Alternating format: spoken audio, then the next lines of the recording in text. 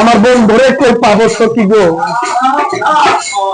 সখী তোমরা আমারে বলো না। আজ আমার বন্ধু বিনা পাগল বলতে বুঝাইলো, বুঝে না। আপনারা খেয়াল করে দেখবেন, যারা আপনারা বাউল গান শোনেন, এরকম একটা মেয়ে শিল্পী যখন মাউথটা হাতে নিয়ে এরকম একটা গান টান দেয়, অনেক যুবক পোলাপান আছে না, তারা বক্সের পাশে দাঁড়িয়ে তারা অনেক নৃত্য করে, আনন্দ করে, করে না? করে না বাবা? করে। কিন্তু এই যে আমার সাংবাদিক ভাই এখানে বৈশা রয়েছে, তার মতো একজন বৃদ্ধ লোক স্টেজের কোনার মধ্যে বসে বসে দুই চোখের পানিতে তার মুখটা বাঁচাইতেছে আর বলতেছে, আরে আহারে। ওই যে পোলাপান গুলো একবার বক্সের পাশে দাঁড়িয়ে নৃত্য করতেছে, ওই পোলাপান গুলো একবার লক্ষ্য করে তাকাইছে। একজন পোলাপান আরেকজন পোলাপানের কানে রাখতে, এই গান শুনে আমরা কত আনন্দ করতেছি, কত নৃত্য করতেছি, আমাদের আনন্দের শেষ নাই। দেখ, একটা বৃদ্ধ লোক স্টেজের কোনার মধ্যে বসে বসে তার দুই চোখের পানিতে তার মুখটা বাজাইতে। চল তো একবার একটু জিজ্ঞেস করি, ওনার মনের মধ্যে কি এমন কষ্ট, কি বেদনা, যার জন্য উনি এত কান্না করতেছে। আস্তে আস্তে মুরব্বীর কাছে চলে গেছে বাবা। মুরব্বীর কাছে যা বলতেছে, বাবা এই গান শুনে আমরা কত আনন্দ করতেছি, কত নৃত্য করতেছি, আমাদের আনন্দ শেষ নাই, আর আপনি দুই চোখের পানিতে আপনার মুখটা বাঁচাইতেছেন। কি এমন কষ্ট, কি এমন বেদনা, যার জন্য আপনি এত কান্না করতেছেন। এই কথা শুনে মুরব্বীটা আরো হাউ মাউ করে কাঁদতেছে, কেঁদে কেঁদে বলে, বাবা আমি কেন কাঁদি, তোমরা শুনতে চাও?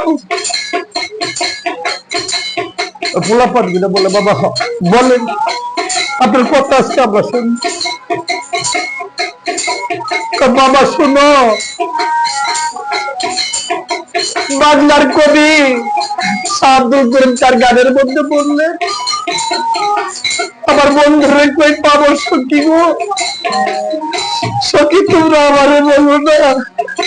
আজ আমার বন্ধু মিলে পাগল করতে বুঝাইলো,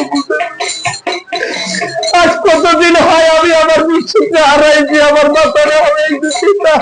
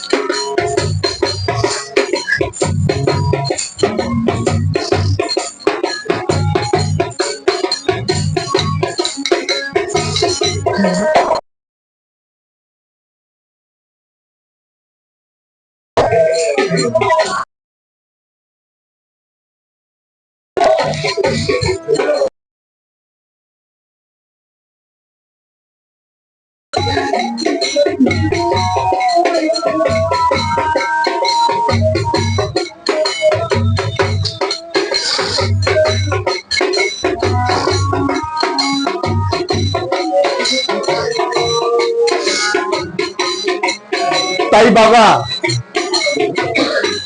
এই জগতের মধ্যে যে হারাইছে একমাত্র সেই ব্যক্তি বুঝতে পারে।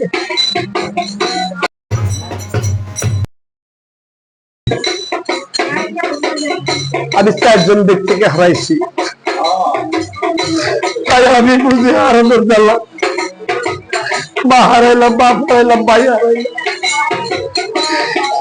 এই জগতের মধ্যে যাদেরকে বেশি ভালোবাসতাম বাজার, সকলেই আমার ফাঁকে দিয়ে চলে গেল।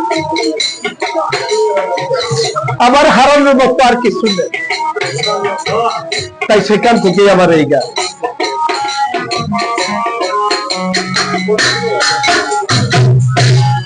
আমার সবই লাগে সুন্দর সুন্দর